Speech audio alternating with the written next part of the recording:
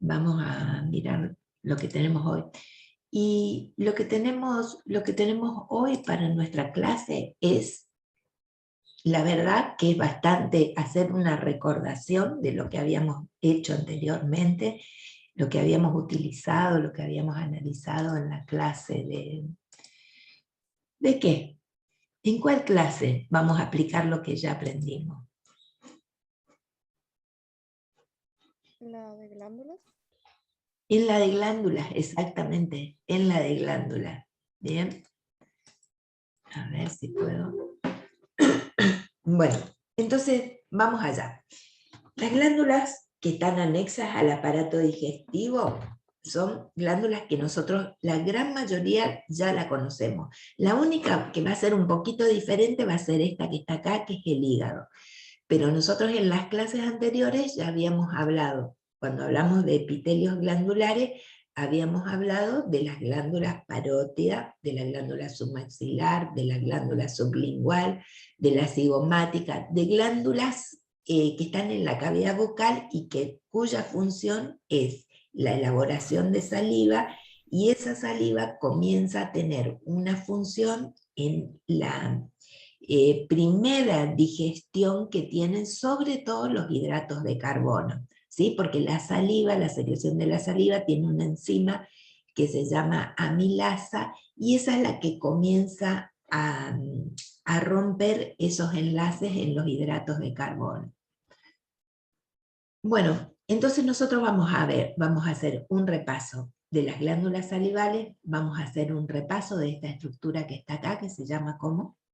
Esto que está acá. ¿Se Páncreas. imaginan que es el páncreas? Bien. Exactamente? Y esto que es un poquito más nuevo, que es el hígado.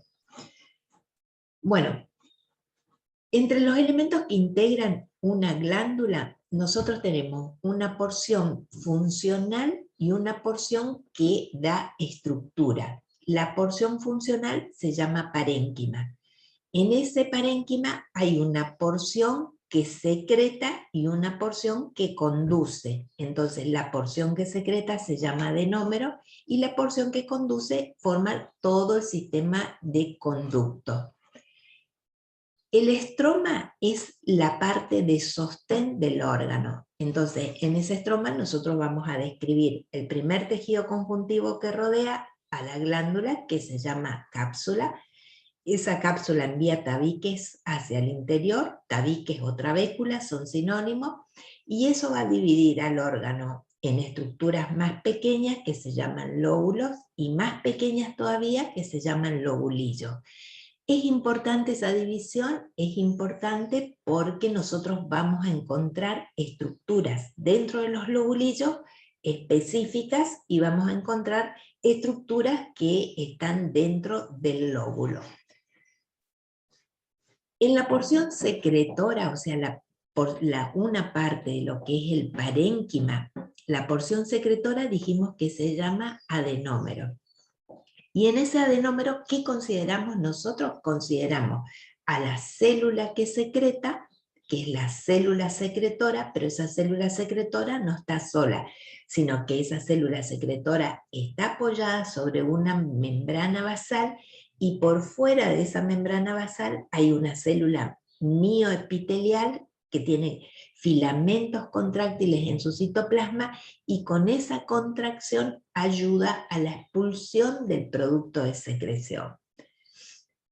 El sistema de conductos o sistema colector está formado por una sucesión de conductos que, a medida que van alejándose de la unidad secretora, esos conductos van siendo de un diámetro mayor y su epitelio también va aumentando en altura, y en los conductos más grandes, ya en el conducto excretor, ese epitelio se puede estratificar, que es lo más común que se ve.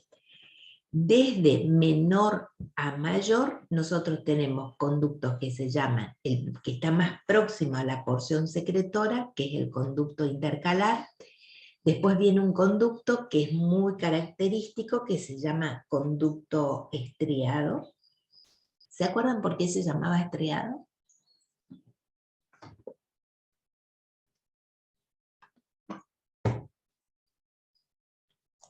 porque tiene variaciones en tipo, como, es lo que estriado como el caño de un arma que tiene todo en surcos, así. Ajá, ¿y esos surcos qué son? ¿Te acordás de Eh, eso? no, no, para. No, Filamento. ¿no? Ah, bueno, es así, mira. El conducto estriado se llama estriado porque vieron que nosotros tenemos las células, vamos a suponer, esta no es cúbica, pero vamos a suponer que sea cúbica. En el conducto estriado, en la parte basal de la célula, las mitocondrias se disponen así, en el sentido perpendicular a la membrana basal. Hay una serie de mitocondrias que se ubican acá, todas paraditas, todas paraditas. Y eso da una imagen de un rayado, como si fuese que estuviera, por eso la denominación de estriado. Pero se debe a esa presencia de mitocondria, y la membrana plasmática de la célula tiene como como unos pequeños pliegues. Por eso a ese segmento se llama conducto estriado, ¿sí? A veces ese Profe, conducto, sí, esas células eran células serosas, esas, porque esas células del conducto estriado, tipo eso eran me, epiteliales con membrana basal sí, y células serosas. sí, esas células son células epiteliales. En algunas glándulas, este conducto estriado modifica un poquito la secreción que viene del adenómero. Le agrega algunos elementos, algunos iones, y por eso también a este conducto se lo llama conducto secretor. Pero eso es un detalle muy chiquito para nosotros. Nosotros tomamos como regla general que la porción que secreta es el adenómero, y la porción que conduce son el conducto intercalar, el conducto estriado. Por más que este conducto le agregue algo, modifique en algo la concentración de elementos que salen de esta unidad secretora. ¿Sí?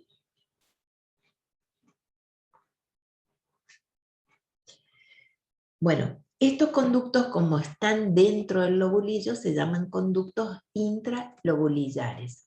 Después vienen los conductos que, al salir de los lobulillos, van a determinar el conducto interlobulillar. De ese conducto interlobulillar, como están dentro de los lóbulos, se llaman conductos intralobulares, ¿sí? Y los que quedan entre lóbulo y lóbulo se llaman interlobulares. Inter es los que están entre, e intra los que están adentro, hasta formar lo que se llama el conducto principal o conducto excretor, que a veces tiene un nombre propio para cada una de las glándulas.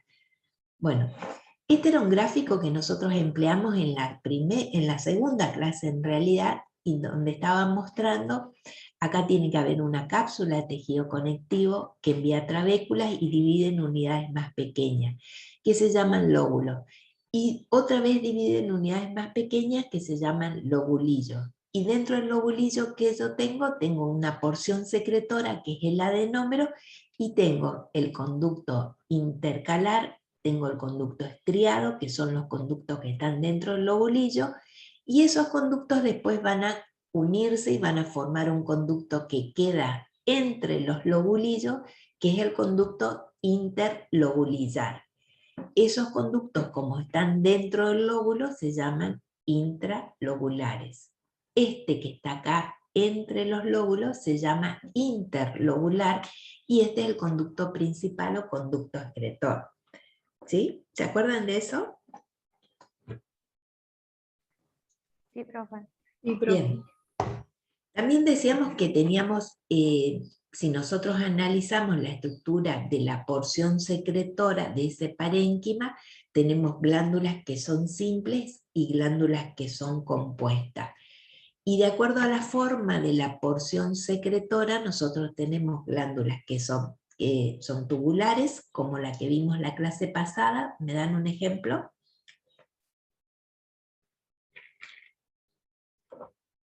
Que puede ser una tubular recta o una tubular enrollada. Glándula gástrica. Muy bien, glándulas gástricas. Las glándulas gástricas son ejemplos de glándulas tubulares. Acá tenemos una forma de acino, puede ser una forma de alvéolo, puede ser una forma sacular, pero en este caso nosotros en las glándulas anexas al digestivo no tenemos ejemplo de sacular. Sí tenemos ejemplos de tubulares, tenemos ejemplos de acinosa o túbulo-acinosa, y estas no tenemos como ejemplos estas formas o estas combinaciones de la forma del adenómero. Era solamente para recordarle. De acuerdo al producto de secreción, mejor dicho, de acuerdo a la forma como secreta, las glándulas anexas al tubo digestivo son glándulas de secreción merócrina. Esa secreción merócrina era una secreción que se caracterizaba porque la célula que secretaba no sufría ningún cambio durante el proceso de secreción.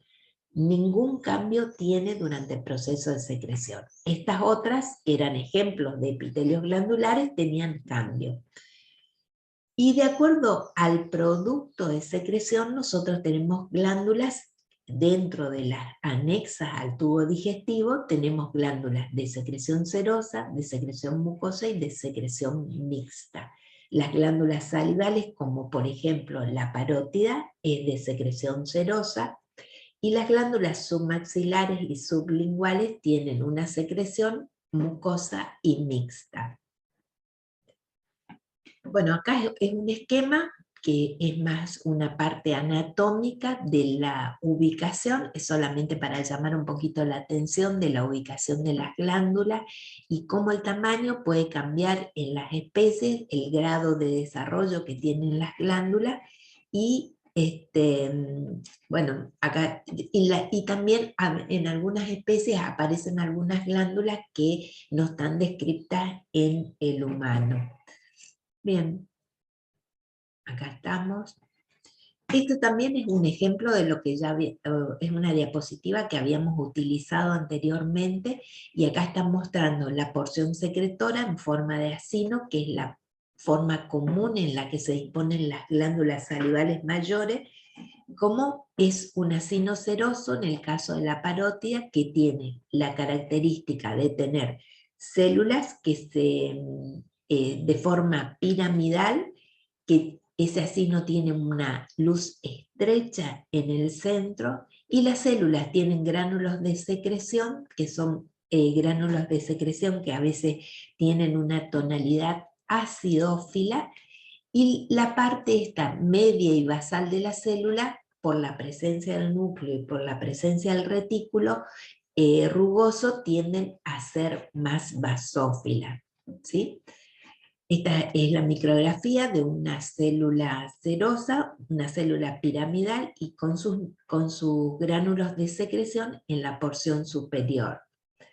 Bien, acá tenemos una célula mucosa en un acino mucoso que no se tiñe por las características de esa secreción, una secreción glucoproteica, pero que no se tiñe con la hematoxilina y eosina.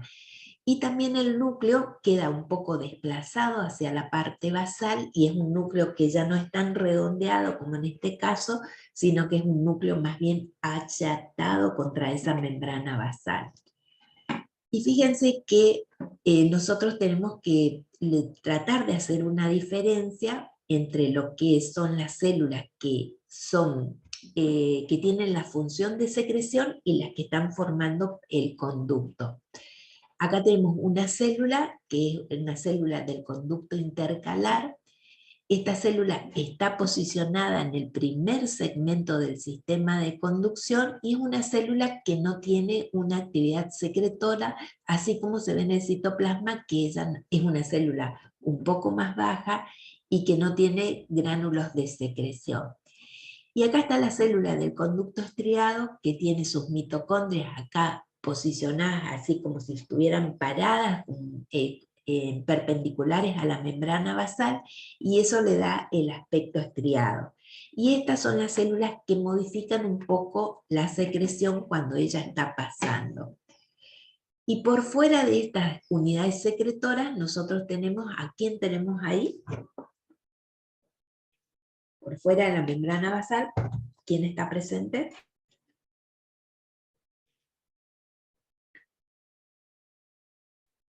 Las células Chicos, ¿están ahí?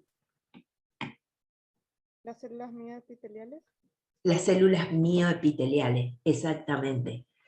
Acá en este esquema se ve un acino seroso, un acino mucoso, y nosotros también tenemos esa combinación de la parte mucosa de un acino más la parte serosa que formaba lo que se llamaba la media luna de Januzzi o media luna serosa, que era cuando el acino tiene una secreción mixta, no solamente mucosa, sino mixta.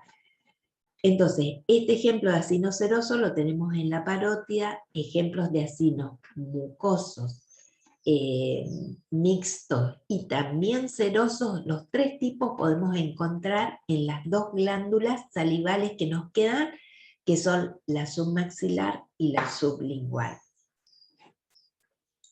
Bueno, otra vez un esquema para ver un acino seroso, ¿sí? Un acino seroso, el núcleo redondeado, una célula piramidal. En la parte basal van a estar las células mioepiteliales. Acá está un conducto con sus estriaciones, este era el que yo les decía, acá está se quiere representar las mitocondrias en sentido vertical a la membrana basal, y las células que son un poco más altas. Este es el conducto intercalar que tiene células un poco más bajas, ¿sí? Eso, y la luz del conducto, el tamaño de este conducto, se asemeja a la porción secretora. Y esta es una porción secretora de características mucosas, me doy cuenta por el núcleo aplastado contra la membrana basal, y es un citoplasma que se colorea muy poco con la hematoxilina y eosina.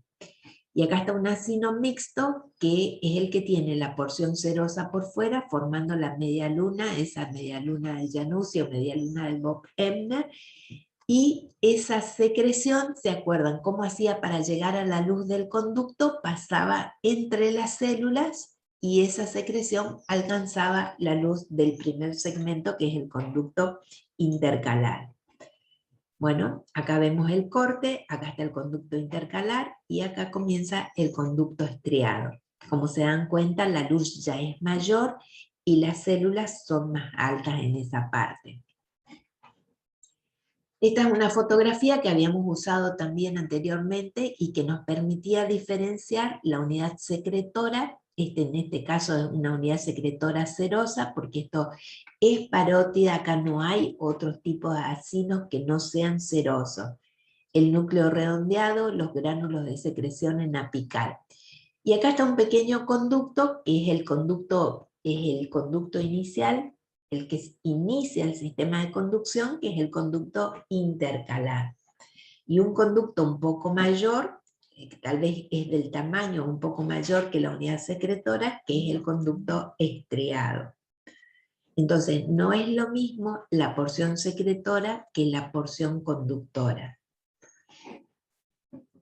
Bueno, acá vemos otra vez los acinos serosos con sus gránulos de secreción en la porción apical, los conductos para ver la diferencia que existen entre la porción secretora y el sistema de conducción, y acá ya no solamente se ven los acinos serosos, sino que acá hay una combinación de acinos, acá se ve un acino de tipo mixto, ¿sí? Un acino. Entonces esto ya no es más una glándula parótida, pero puede ser una glándula submaxilar o sublingual. ¿Cuál es la diferencia entre la glándula submaxilar y sublingual? Si ellas tienen los tres elementos, tienen acinos serosos, tienen acinos mucosos y tienen acinos mixtos. Entonces, posiblemente si uno tiene la posibilidad de recorrer el preparado, se va a encontrar que la glándula, perdón, un poquito de conectar la batería,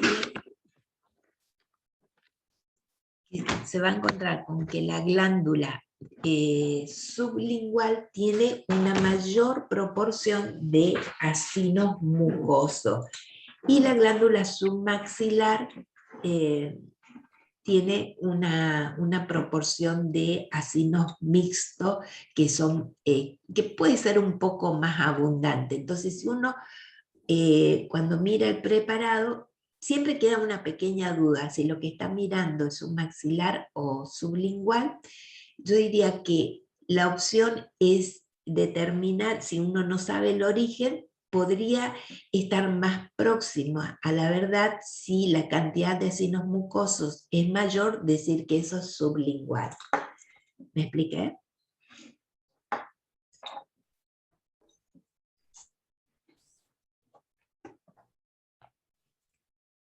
Sí, profe. Bueno, acá tenemos acinos. ¿Qué ven ustedes acá? Cuéntenme, 2 segundos, alguien que abra el micrófono y que me diga qué ve acá. Acinos mixtos. Acino mucoso. Ajá, ¿y esto qué es? Acino seroso. Ceros. Muy bien, muy bien, muy bien. Acinos serosos. Entonces se ven acinos serosos, acinos mucosos, acinos mixtos. Y acá hay es como que hay muchos acinos mixtos, ¿no? Hay más acinos mixtos. Entonces, eso nos podemos asociar más definirlo como glándula submaxilar. Pero eso también es una definición aproximada, porque puede haber algunas diferencias entre especies. Bueno, esta es una glándula que nosotros ya la conocemos y también en la clase de hoy la vamos a describir y después la vamos a describir otra vez cuando veamos el sistema endocrino. ¿Por qué la utilizamos otra vez? Porque el pan... ¿Sí? Usted, entonces, según las especies, Sí. se caracteriza por la mayor o menor presencia de los distintos tipos de acinos. Salvo la parótida, que en todas las especies tiene acinos serosos, la glándula submaxilar y sublingual tiene proporciones diferentes de los acinos. ¿Sí? Salvo en la parótida. La parótida siempre es acino seroso, nunca tiene acinos mixtos. Si ustedes ven acinos mixtos o ven acinos mucosos, no es parótida, con seguridad. ¿Sí? Sí, perfecto. Sería la submaxilar. Claro, sería la submaxilar o la sublingual. Y si yo tengo que elegir cuál de las dos es, si tiene más proporción de acinos mucosos, yo elegiría sublingual como primera opción. ¿Estamos? Sí, sí. Bien. Entonces nosotros dijimos, lo vimos al páncreas. El páncreas es una glándula que está asociada al tubo digestivo. Es una glándula que va a participar con su secreción, va a participar del proceso de digestión y va a tener un conducto que lo va a llevar hasta el intestino delgado. Se va a juntar con el conducto que viene del hígado y junto con la bilis, esos dos productos van a participar de la digestión de los alimentos. El páncreas es un ejemplo de una glándula de secreción mixta, pero es mixta. ¿Por qué es mixta el páncreas? Es mixta porque tiene una secreción exócrina y una secreción endócrina. Por eso es mixta. Pero si yo tomo solamente la parte exócrina, que es la que elabora el jugo pancreático, esa parte solamente tiene acino seroso. ¿Sí? La parte endocrina elabora hormonas. De esas hormonas hay una hormona importantísima que la vamos a ver después que se llama insulina, que participa en el metabolismo de los hidratos de carbono, entre muchas funciones.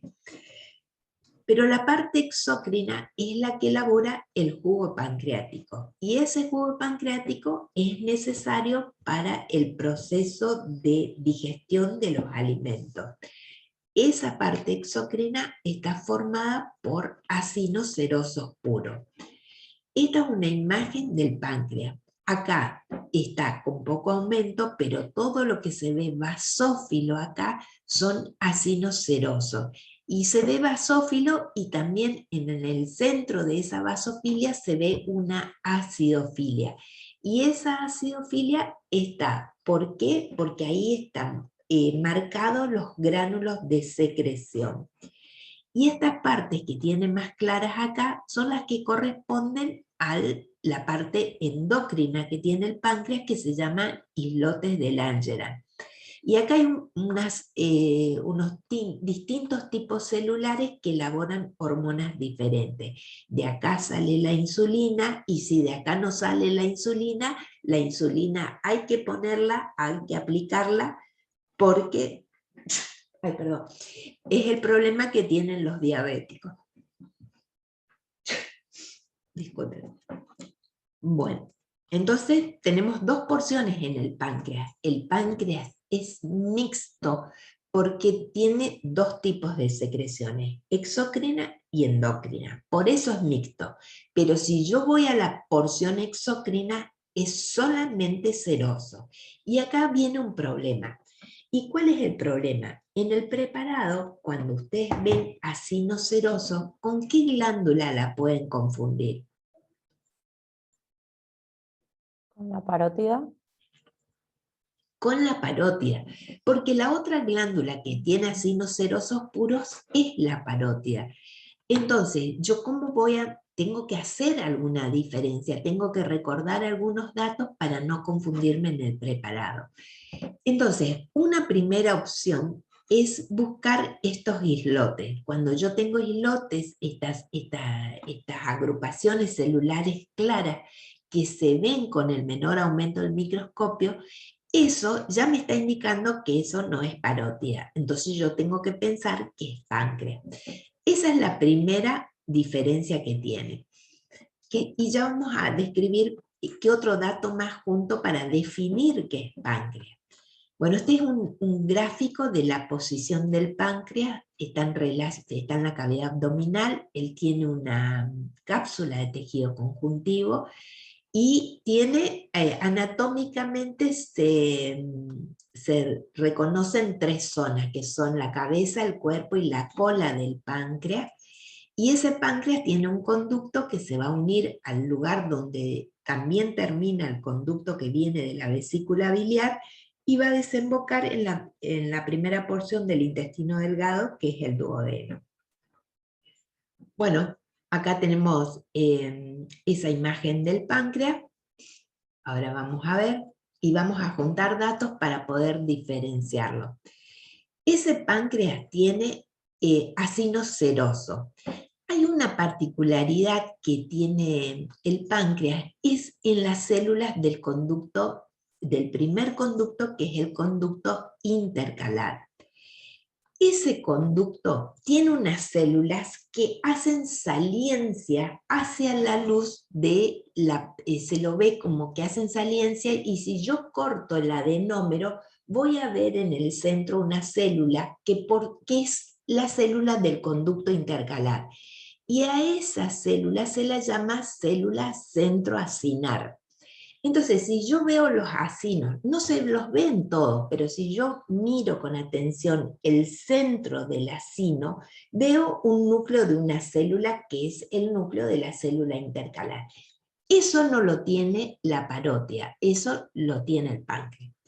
Y otro detalle más con respecto a poder diferenciarlo es la ausencia que tiene del conducto estriado. Nosotros encontramos conducto estriado en todas las glándulas, pero en el páncreas ese conducto no está. ¿Bien? Acá tenemos, acá está, miren. Acá está el acino, ¿sí? Esto es el acino, acá es acino seroso, acá está nuestro núcleo redondeado, acá está la célula, el citoplasma apical lleno de gránulos, no sé si consiguen verlo acá, y acá están las células del conducto intercalar que forman lo que se llaman las células centroacinosas. Y este es el conducto intercalar, ¿sí? Entonces, la presencia de, acá está representado en el esquema lo mismo, la presencia de esa célula centroacinosa es la que me empieza a dar la pista de que no es parótida porque es una imagen que no se ve en la parótida. Bien. Acá otra vez, el acino seroso, fíjense la cantidad de gránulos de secreción, los núcleos redondeados en una porción basal que es un poco más basófila, no se ven en todos los acinos las células centroacinar, yo la tengo que buscar, a ver si la podemos encontrar en alguno de estos, a ver, está un poco más difícil porque está más tapado de gránulos, pero acá por ejemplo, ¿lo ven acá? ¿Sí? Sí, profe. Sí, profe. Bien.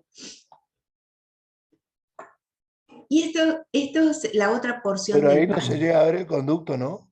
¿Cómo? Ahí no se llega a ver el conducto en esa imagen, ¿no? En estos acinos, En la anterior, la que había mostrado ahí abajo a la derecha, ¿en esto? sí, las células centroacinar. Claro, en esto se ve la célula, pero porque está cortado así transversalmente. El conducto yo lo voy a ver con más facilidad si justo el corte lo toma al conducto en un sentido longitudinal. ¿Sí? Perfecto. Sí, sí. ¿Sí? Pero esto me está mostrando a mí el inicio de ese conducto. Bien. Esta es la parte endocrina del páncreas. Esa parte endocrina, fíjense que se la ve claramente porque es una masa de células que justamente se llama islote de Langerhans, y acá nosotros tenemos diferentes tipos celulares. De esos tipos celulares elaboran hormonas diferentes y esas hormonas están relacionadas, las más importantes, con el metabolismo de los hidratos de carbono. Uno es la insulina y otro es el glucagón. Bueno, acá tenemos no son las únicas células, hay más células, esas células se llaman células alfa, células beta, las alfas son las que elaboran glucagón, las betas son las que elaboran la insulina. Pero también existen otros tipos celulares que cada vez se están descubriendo más. Muy bien, vamos al hígado, que es la glándula que a nosotros es un poco más novedosa para la clase, porque los otros, como dijimos, son hacer un recordatorio de lo que habíamos visto anteriormente. ¿Les parece? ¿Sí? Sí. Sí, Bien. profe. Bueno, el hígado es una glándula, es la glándula mayor que tenemos en el organismo, está ubicado en la cavidad abdominal, está ubicado contra el diafragma en la parte superior de la cavidad abdominal en el caso del hombre, y ese hígado tiene una cápsula de tejido conectivo que lo recubre, que se llama cápsula de Gleason. En esta diapositiva está el listado de algunas de las funciones más importantes que tiene el hígado, que son numerosas.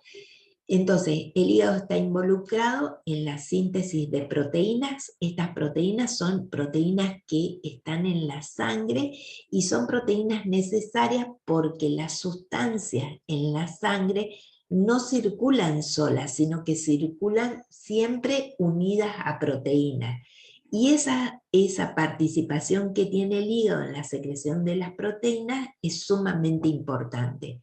Las albúminas, que eran las proteínas más en proporción, las más abundantes, las proteínas que participaban en el transporte también, que son un poco menores en proporción, que son las globulinas, y las proteínas que participaban en la coagulación de la sangre, como es por ejemplo el fibrinógeno. ¿De dónde salen estas proteínas? ¿Quién las fabrica? Las fabrica el hepatocito. El hígado también está involucrado involucrado en el almacenamiento y en el metabolismo de las vitaminas y de minerales como el hierro, de las vitaminas A, D, vitamina K y del hierro. El hígado participa en lo que se llama en el procesamiento y en de los fármacos y en la detoxificación del organismo. Todas las toxinas pasan por el hígado y son tratadas de una forma. Lo que hace el hígado es anexarle una parte proteica o una parte ácida a esas estructuras para que sea más fácil su eliminación. Entonces, el hígado fabrica un ácido que se llama ácido glicocólico, y ese ácido glicocólico se une a sustancias y eso facilita su procesamiento. El hígado está involucrado en el metabolismo de los glúcidos, de los ácidos grasos, de los cuerpos cetónicos, del colesterol, de los aminoácidos. El hígado es el que produce la bilis y está también involucrado en la modificación de las hormonas, porque él va a registrar el ingreso de la circulación de esas hormonas y va también a producir parte de su degradación en el organismo. Bien, muchas funciones tiene el hígado. Nosotros no podemos vivir sin hígado. Es un órgano fundamental y por eso las personas entran en esa lista de trasplantes, porque necesitan tener hígado para sobrevivir.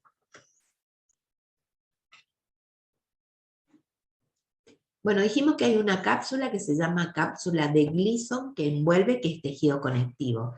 Ese tejido, el hígado tiene un lóbulo derecho, un lóbulo izquierdo, y el hígado es un órgano que se caracteriza por tener una circulación sanguínea particular. Esa circulación, hay una gran parte de sangre que llega al hígado, que es una sangre que llega por una vena que se llama vena porta.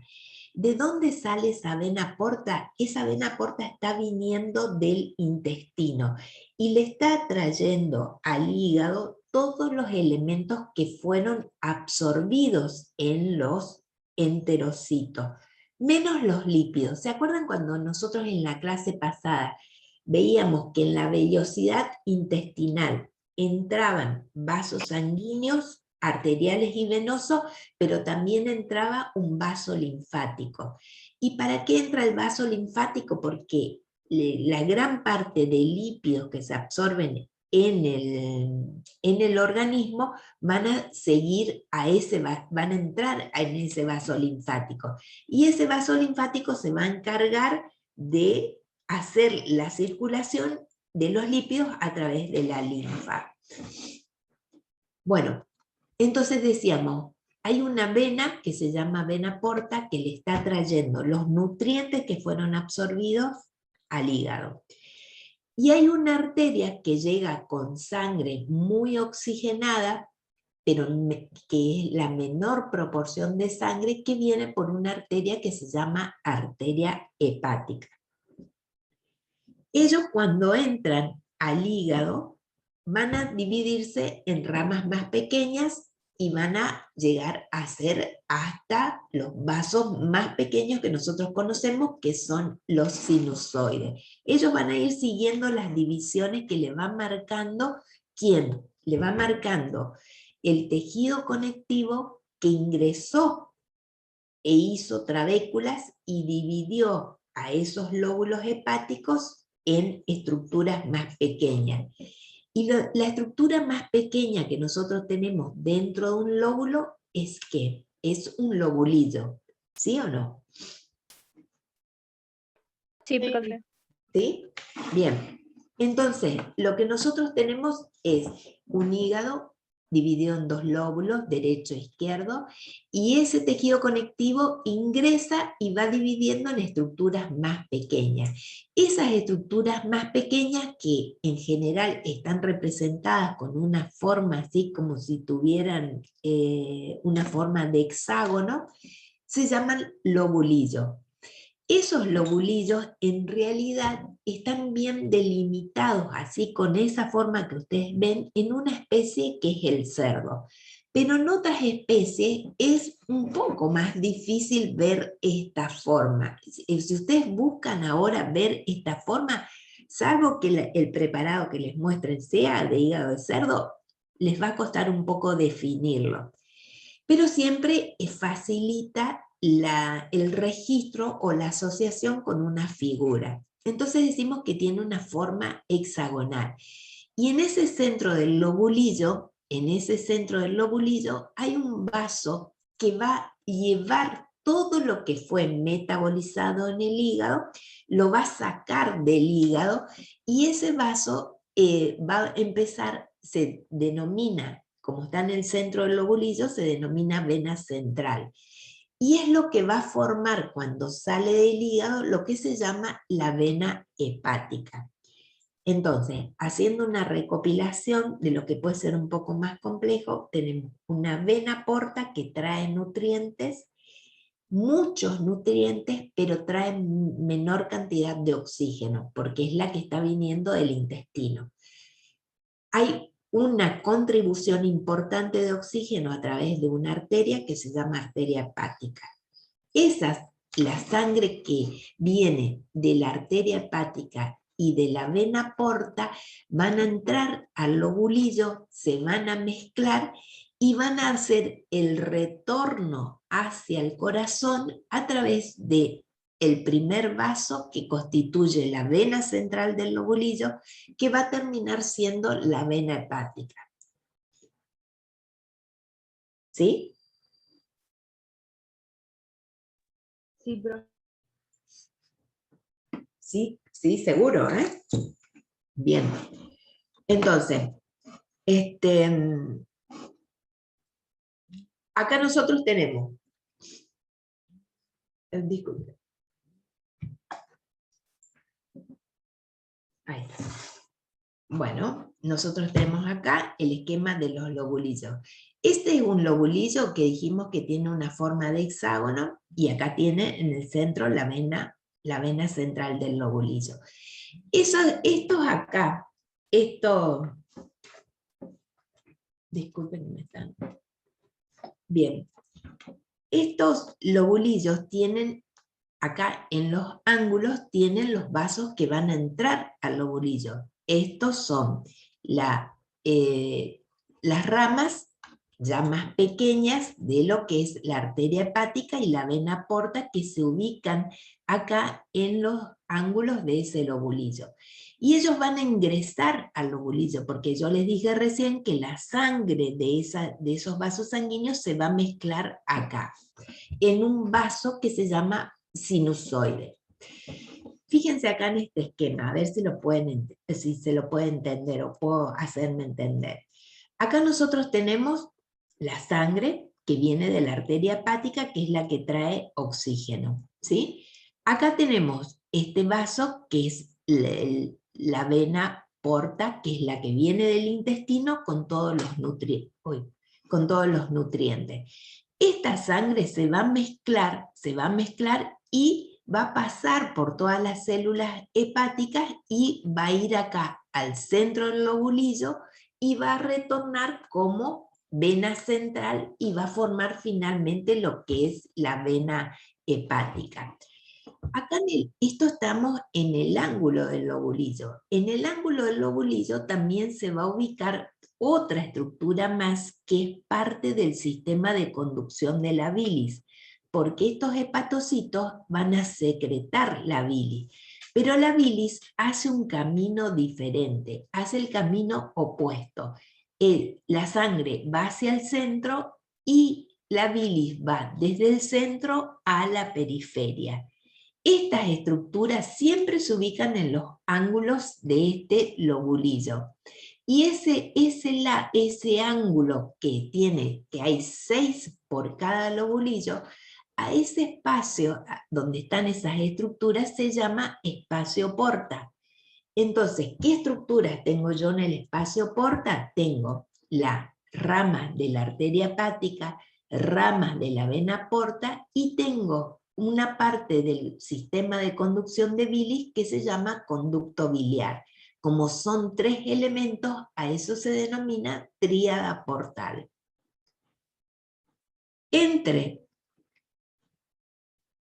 Acá dentro del lobulillo, nosotros vamos a tener los sinusoides. El sinusoide, ¿qué es? Es un vaso sanguíneo que recibe sangre de la arteria hepática y de la vena porta. Muy bien. Acá nosotros vemos otra vez eso, la vena central. Acá todas estas que están acá, que están marcadas acá, son hileras de hepatocitos. Entre las hileras de hepatocitos va a quedar determinado un espacio y en ese espacio está el sinusoide, que es por donde va a circular la sangre desde la periferia hacia el centro. Esto es un sinusoide. Fíjense cómo la sangre de la vena y la sangre de la arteria se mezclan, van hacia el centro y van a salir por la vena central del lobulillo. Y acá está nuestra tercera estructura en ese espacio porta, que es el conducto biliar. Perfecto. Esta tríada portal está en cada uno de los ángulos que nosotros tenemos en el lobulillo. ¿Sí? ¿Alguien me va a hablar? ¿Chicos? ¿Alguien me quiere decir algo? ¿Que está abierto el micrófono? ¿No? Bueno, esta es una unidad que se repite. Este es lo que se llama en el hígado, lo que utilizamos para una descripción de lo que es un lobulillo clásico. Esa forma de hexágono que tiene, esa vena central en el medio del lobulillo y los espacios portas con la tríada portal en cada uno de los ángulos. ¿Sí? Entonces encontramos 6 triadas, Doc, por lobulillo. Exactamente, exactamente. ¿Sí? Esta tríada portal, como está al lado de otro lobulillo, esta tríada está acá asociada al lobulillo que está al lado también, ¿sí? Ahora vamos a verlo en el microscopio. Ahora vamos a ver la imagen esa en el microscopio. Sí. Bueno, acá, 2 segundos, me disculpan. Sí, pase. Hola, Martín, estoy en clase, yo voy para allá. ¿Sí? Bueno, no es nada. Bueno, fíjense un poquito acá. Acá nosotros tenemos la vena central. Acá están las trabéculas de hepatocitos. Las trabéculas, las hileras de hepatocitos. Y entre hilera e hilera nosotros tenemos el sinusoide. Acá viene la sangre de la arteria hepática y de ramas de la vena porta que se van a mezclar, llegan a la vena central. Y la bilis, que va a ser un camino opuesto. Siempre las hileras de hepatocitos son hileras de hepatocitos que son hileras unicelulares. Hay un solo hepatocito y en el espacio entre hepatocito y hepatocito va a circular también, va a comenzar a circular la secreción de la bilis. Bien, acá tenemos el conducto biliar, las ramas que decíamos recién de la vena porta y ramas de la arteria hepática. Bueno, el flujo sanguíneo, acuérdense que va desde la periferia hacia el centro y el flujo biliar va desde el centro, que está marcado acá con la flecha verde, hacia la periferia. Acá están los elementos de nuestra tríada portal, ¿sí? Que ustedes ya lo conocen. Bien, ahora fíjense un poquito. Acá está marcado la hilera de hepatocitos. El hepatocito es una célula cúbica. Y acá hay un hepatocito en cada hilera. Enfrente de eso hay otra hilera de hepatocitos y hay un pequeño espacio entre los hepatocitos, así por donde va a circular, va a empezar a circular la bilis. En la representación hay también formas de representar diferentes, eso que nosotros estuvimos viendo recién, es una representación de lo que se llama un lobulillo clásico.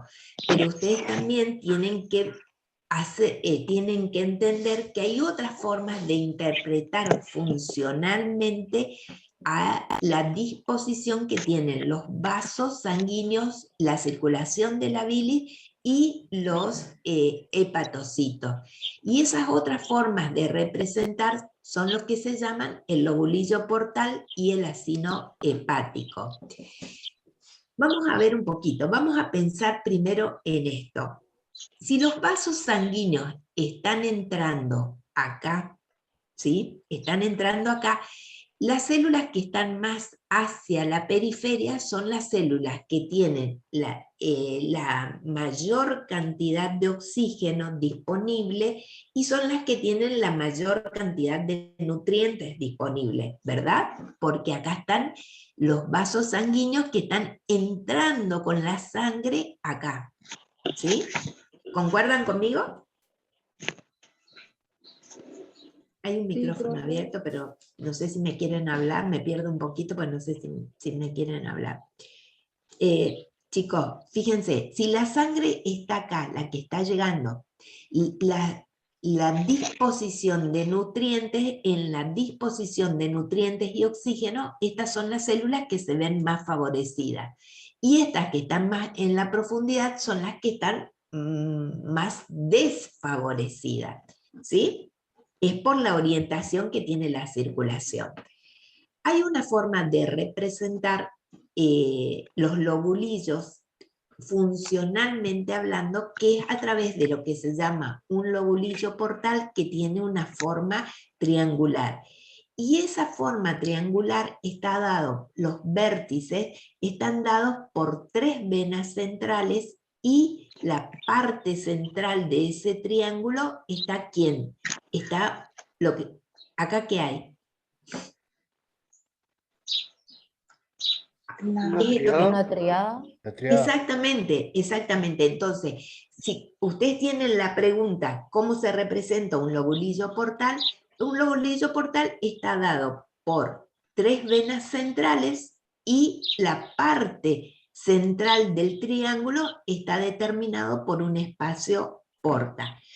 Entonces, ese espacio porta, esa es una forma de representar donde está marcando la circulación, esa circulación de la sangre y de la bilis, y fíjense cómo es.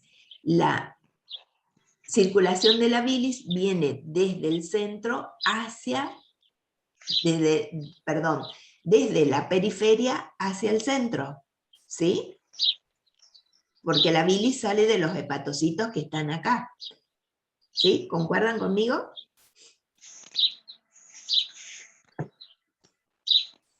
Si no me dicen algo, Sí, sí. Sí, profe. bien. Esta es otra forma de representar un lobulillo que se denomina acino hepático. Y esa forma de representar está dado por estos que son 2 espacios porta y 2 venas centrales. Esto tiene una forma así como si fuese un rombo, ¿sí? 2 espacios portas y 2 venas centrales. Y esto un poco está más en asociación con ese tema de la circulación. Se considera que esto es una representación funcional. Se considera que los hepatocitos que están más acá hacia el centro son los que reciben la mayor cantidad de sangre oxigenada y de nutrientes, y estos son los que están más desfavorecidos. Pero también al recibir la mayor cantidad de sangre y nutrientes, estos que están acá, son los que son más fáciles de lesionar por la presencia de alguna toxina. Entonces, en el funcionamiento, en la fisiología y en la patología, el mantenimiento de este acino hepático en el concepto tiene esa justificación. Estas son las áreas que se ven favorecidas por la nutrición y la oxigenación, pero también en caso de presencia de toxinas son las áreas que se lesionan más rápido con respecto a estas que están más alejadas.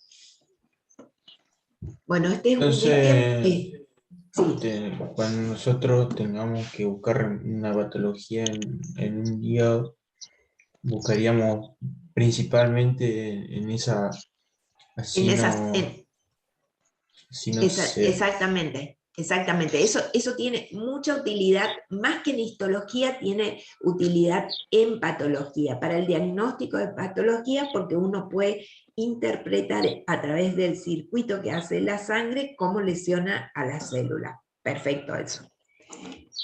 Bueno, acá tenemos un lobulillo, acá está la vena central, siempre en el hígado, siempre en la observación microscópica, busquen la vena central, porque una vez que ustedes buscan esta vena central, ustedes se pueden orientar. Acá están las trabéculas o las hileras de hepatocitos que claramente no son tan ordenadas así como dice, como están en el esquema, sino que son hileras, pero por ahí esa hilera se bifurca, recibe otra hilera, entonces que no queda tan ordenada. Pero sin embargo, con un poco de voluntad, nosotros podemos ver que tienen un cierto ordenamiento. Es como que ellas irradian desde el centro, desde la vena central, hacia la periferia. Acá vemos otra vez la vena central y acá vemos esas columnas o trabéculas de hepatocito, ¿sí? Y el espacio que queda entre hepatocito y hepatocito, vamos a ver que está ocupado por un sinusoide. ¿Sí? Acá está la imagen de un espacio porta, donde nosotros podemos ver el vaso más grande que corresponde a la rama venosa, que es esto que está acá. El vaso de paredes gruesas, que nosotros ya lo podemos reconocer, es una arteria, eso es una rama de la arterial. Acá tenemos el conducto biliar, la vía biliar, que está en el espacio porta, y acá tenemos un vaso linfático. Esto es con mucho aumento lo que nosotros encontramos en el espacio porta. El vaso más grande es el vaso venoso, el de paredes gruesas y resistentes es el vaso arterial, el vaso que tiene células epiteliales cúbicas o cúbicas altas es de la vía biliar, y podemos ver también un vaso linfático. Acá tenemos la imagen de un lobulillo clásico, un lobulillo hexagonal o aproximadamente hexagonal, donde en los vértices vamos a ubicar los elementos que constituyen la tríada portal. Acá están marcadas las trabéculas de hepatocito y acá está representado otra vez el esquema de los distintos tipos de lobulillo. El lobulillo clásico, el lobulillo portal y lo que se llama el acino hepático. Si nosotros vamos un poquito a lo más chico todavía, vamos a encontrar que las columnas estas de hepatocito, vamos a verlos así. Estos hepatocitos están relacionados entre ellos por medios de unión estructurales. Hay desmosomas que están atando un hepatocito con otro, y también hay uniones de tipo nexo que permiten el pasaje de sustancias entre las células. Ahora, no toda la membrana plasmática está íntimamente unida, sino que hay espacios que quedan entre las células que ahí va a empezar a salir la secreción de bilis. Y ese espacio que queda es lo que va a formar el canalículo biliar. O sea que si yo pienso, ese canalículo biliar en realidad no tiene paredes propias, sino que sus paredes están formadas por la membrana plasmática de dos hepatocitos que están próximos. ¿Me expliqué hasta ahí? Me interesa que me digan si me van entendiendo o si no estoy hablando mucho sola y no sé si consigo explicarme. Sí, profe, se entiende. ¿Se entiende? Bien, entonces, acá tenemos... ¿Y los hepatocitos secretan hacia esos cananículos biliares? O sea, secretan después del hacia... metabolismo secretan hacia ahí y de ahí se van Exactamente. para... Sí, así es. Secretan hacia este espacio que es la primera parte del sistema de conducción de la bilis, que es el canalículo biliar. ¿Tiene paredes propias? No, las paredes están formadas por dos hepatocitos que están juntos. Fíjense que este hepatocito, este esquema ya me está hablando de la ultraestructura del hepatocito. Acá nosotros decimos, el hepatocito tiene una forma que es una forma cúbica, ¿sí? Porque tiene caras como si fuese un cubo, y en esas caras hay caras que tienen microvellosidades, y esas microvellosidades están orientadas ¿hacia dónde? Hacia los lados, que es donde él está en contacto con el sinusoide, ¿sí? Entonces, nosotros tenemos acá, si lo vemos acá, ese hepatocito tiene lados que están orientados hacia el sinusoide, y hacia esos lados tienen microvellosidades, así como se ve acá en la figura. Es una célula que tiene un núcleo, pero puede tener más de un núcleo.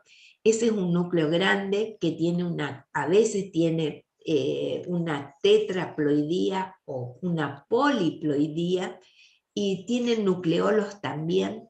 Tiene retículo endoplásmico rugoso y liso, bien desarrollado, tiene muchas mitocondrias porque es una célula que está en una actividad permanente.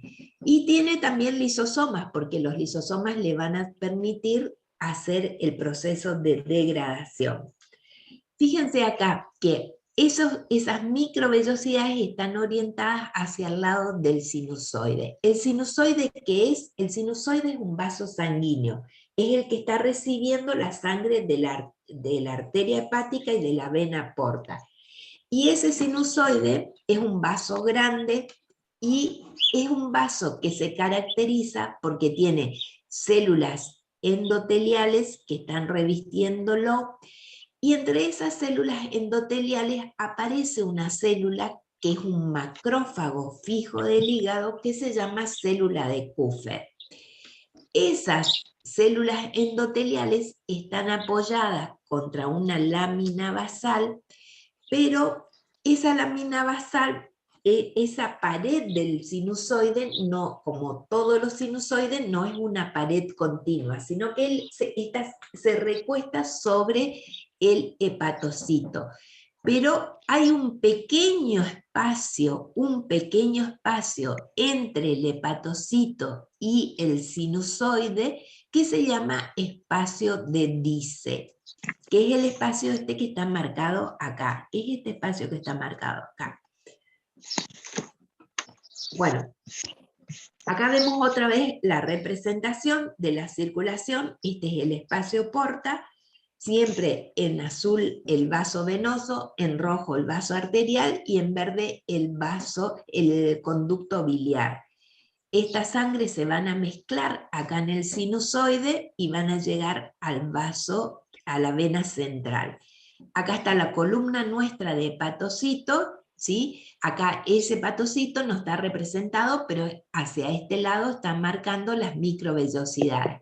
Y acá este pequeño punto que tiene acá, que es, que está entre hepatocito y hepatocito, es que... ¿El canalículo biliar? Exactamente, es el canalículo biliar, Muy bien. Fíjense que acá, bueno, acá dijimos que teníamos los elementos de la tríada portal.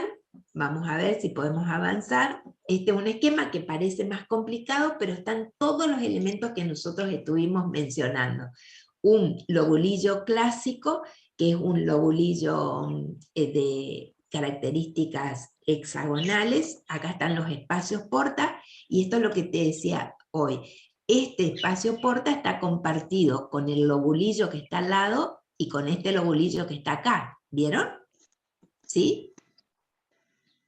El espacio porta hay uno por ángulo, pero es un espacio porta que está compartido con el lobulillo que está al lado.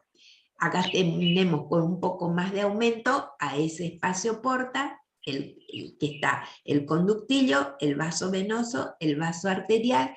Acá está nuestro sinusoide. Acá aparece el macrófago, que es el macrófago fijo del hígado, que es la célula de Kupffer. Bien. Acá vemos la representación otra vez del hepatocito, con sus microvellosidades, su aspecto cúbico, su núcleo grande central, sus numerosas mitocondrias, el aparato de Golgi, el retículo endoplásmico y entre hepatocito y hepatocito, el canalículo biliar. Y lo que también interesa mucho es el sinusoide. El sinusoide está acá y el sinusoide está del otro lado también. Y en el sinusoide nosotros vamos a tener las células endoteliales, la lámina basal y el espacio que se llama espacio de Dice. Y en ese sinusoide están puestos estratégicamente los macrófagos fijos del hígado, que son las células de Kupffer. Aparece otro tipo celular también, que es esta célula que se llama célula de Ito. Esta célula que tiene numerosas vacuolas de litio en el citoplasma, que vemos que está acá en relación con los hepatocitos. Y esta es una célula que tiene una participación en una de esas funciones que tiene el hígado, que es la de intervenir en el metabolismo y en la absorción de vitaminas. ¿Sí? Fíjense que lo que tenemos de un lado, lo tenemos del otro lado del hepatocito también, ¿sí? Porque del otro lado él está contactando con otra hilera de hepatocitos.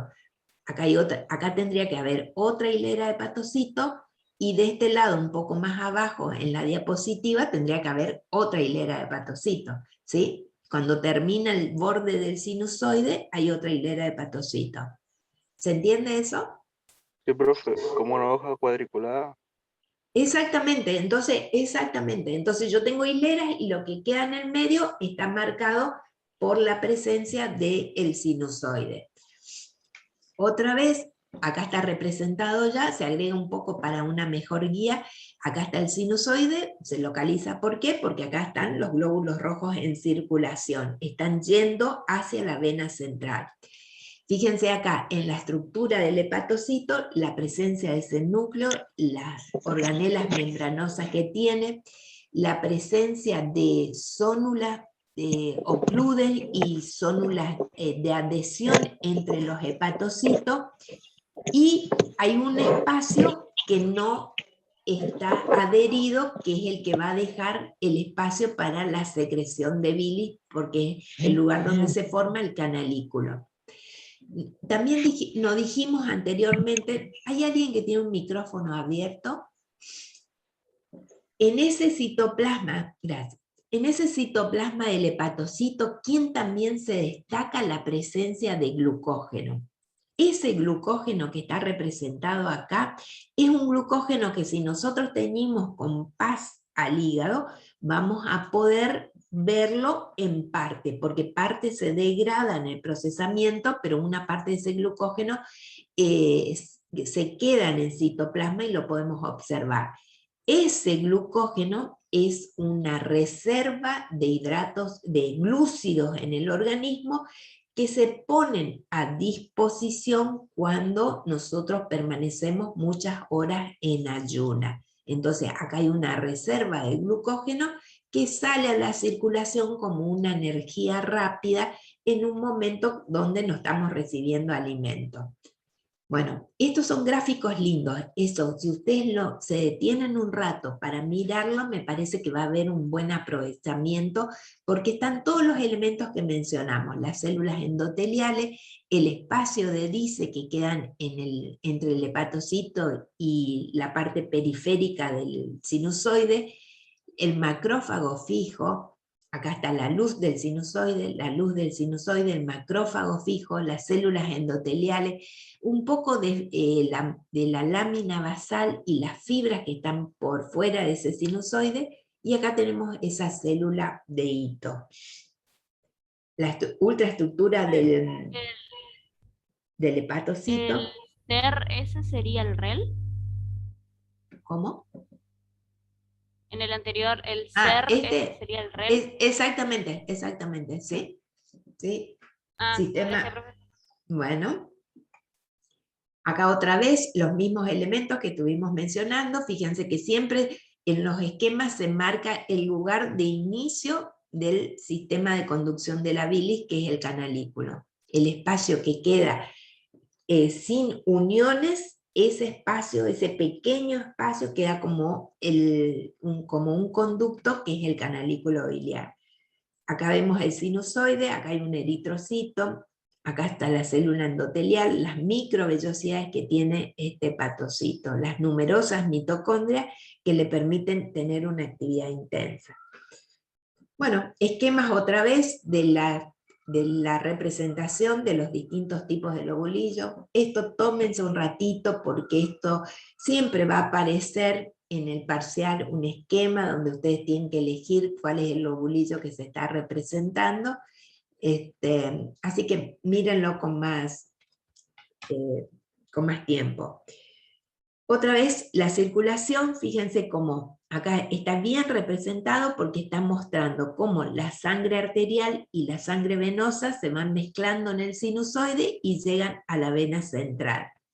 Acá hay una columna de hepatocito, acá hay otra columna, y acá, entre hepatocito y hepatocito, acá no está representado, pero tiene que estar el canalículo biliar, y después esa secreción pasa a conductos que ya tienen paredes propias para salir a este espacio y seguir una vía exterior. ¿Sí? ¿No? Otra vez, acá, los elementos que integran, el sinusoide, la célula de Kupffer, las células endoteliales, el espacio de Dice, acá representado con un mayor aumento, ¿sí? La presencia de las células de hito en ese espacio de Dice, algunas fibras y fibroblastos. Las uniones entre los hepatocitos a través de medios de unión, y también hay medios de uniones de tipo nexo, porque hay pasaje de sustancia entre célula y célula. Bueno, el sistema de conducción de la bilis es un sistema que comienza en el canalículo biliar, que es una primera porción que no tiene paredes propias. Las paredes las forman los hepatocitos. Pero después de salir de ese límite entre hepatocito y hepatocito, aparece ya un conducto que está formado por células epiteliales, que son células epiteliales con un citoplasma claro, son células epiteliales cúbicas, y van a formar un conducto que se llama conducto de Hering. Entonces, el primer conducto de las vías biliares que tiene pared propia es el conducto que se llama conducto de Hering. Esta diapositiva, para no perderla, está marcando acá a los macrófagos del hígado, a las células de Kupffer, que se les hizo una pequeña trampa, se les inyectó con tinta china, y como ellos fagocitan, pueden ser visualizados ahí. Esto es un hepatocito, otro hepatocito, fíjense el núcleo grande que tiene, el nucleolo evidente, y los espacios que quedan entre las trabéculas. ¿Sí? Esta es la fotografía electrónica de una célula de Kupffer. Otra vez, acá los hepatocitos, ¿sí? Y acá, fíjense, si ustedes llegan a ver, traten de esforzar un poquito la vista, y acá fíjense cómo se ve el sistema de conducción de la bilis, ¿sí? Está mostrando acá, entre hepatocito y hepatocito, ¿sí? Cómo queda determinado el inicio de la conducción de la bilis. ¿Lo ven acá? ¿Lo pueden ver? Sí, profe. Bien. Sí, profesor. ¿Eso Sí. sería el conducto de Hering? Eso ya puede ser parte, en realidad todavía no, porque no tiene unas paredes propias, porque se tiene que ver así, mira.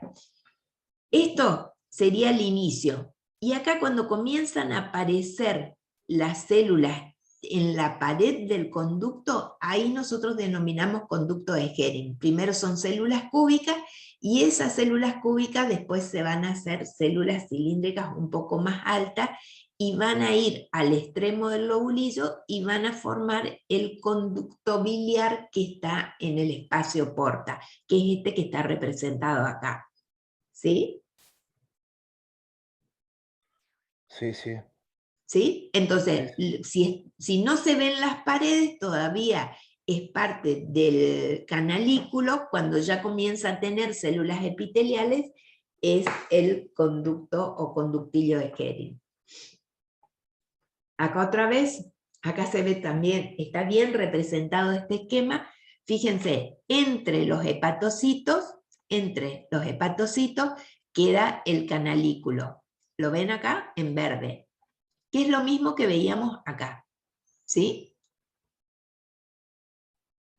¿Sí? Sí, profe. Sí, Sí, profe. sí. Bien. Y acá comienza a aparecer el conducto de Hering con sus células cúbicas ya, células un poco más claras que le dan ya una pared propia. Y a medida que esas células cúbicas se van haciendo células cada vez más altas, van a formar el conducto biliar, y yo ya me estoy aproximando acá a la periferia de ese lobulillo, porque esta es una estructura que está en el espacio porta. Vamos a la última parte y vamos a hablar 2 palabras de la vesícula biliar. Bueno, ¿ustedes están ahí? Porque yo estoy por perder conexión, me dicen. Sí, profe. ¿Están? ¿Sí? Sí, Bueno, estamos vamos a la acá. vesícula, vamos a decir 2 palabras, no se vayan todavía, aguanten un ratito. Vamos a decir 2 palabras de la vesícula biliar que necesitamos. Esa secreción de bilis es una secreción que se va a acumular y a concentrar en una estructura, en una bolsita pequeña que está cerca del hígado. No sé si alguna vez lo vieron en algún animal, pero está ahí en el hígado, apoyada en el hígado, y a esa estructura se llama vesícula biliar. Esa vesícula biliar va a concentrar, va a recibir la bilis y la va a concentrar. Eso viene por un conducto que viene de los lóbulos hepáticos y va a formar lo que se llama un conducto hepático común. Y va a ser esto, va a ser este circuito y va a ir a la vesícula, ¿sí? Esa bilis va a quedar ahí, y cuando reciba señales de esas células que nosotros veíamos en el intestino, la clase anterior, que se llaman células enteroendocrinas, esa bilis, esa vesícula biliar se va a contraer y va a liberar esa bilis, va a venir por un conducto que se llama conducto cístico de la vesícula, y se va a juntar acá con el conducto que viene del páncreas y se va a liberar en el intestino esa secreción. Bien, entonces, sale la bilis, sale por los conductos, primero canalículo, el conducto de Hering, el conducto del espacio porta, las vías biliares extra lobulillares, y va a formar el conducto hepático común cuando sale del lóbulo derecho y del lóbulo izquierdo. Eso va a ir hacia la vesícula tiene un conducto que se llama conducto cístico, y ese conducto cístico, después de un determinado trayecto, se transforma en un conducto que se llama conducto colédoco. Y ese conducto colédoco, fíjense acá en el dibujito, ¿con quién se va a juntar? Con el conducto principal que viene del páncreas, que se llama conducto de Wilson. Y esos perforan la pared del intestino delgado y liberan la secreción ahí. Todo eso está regido por esas hormonas que trabajan en el aparato digestivo y que están en el fondo de las glándulas gástricas y de las glándulas de Lieberkühn, que son las células que se llaman enteroendocrinas. ¿De acuerdo? ¿Se acuerdan de eso?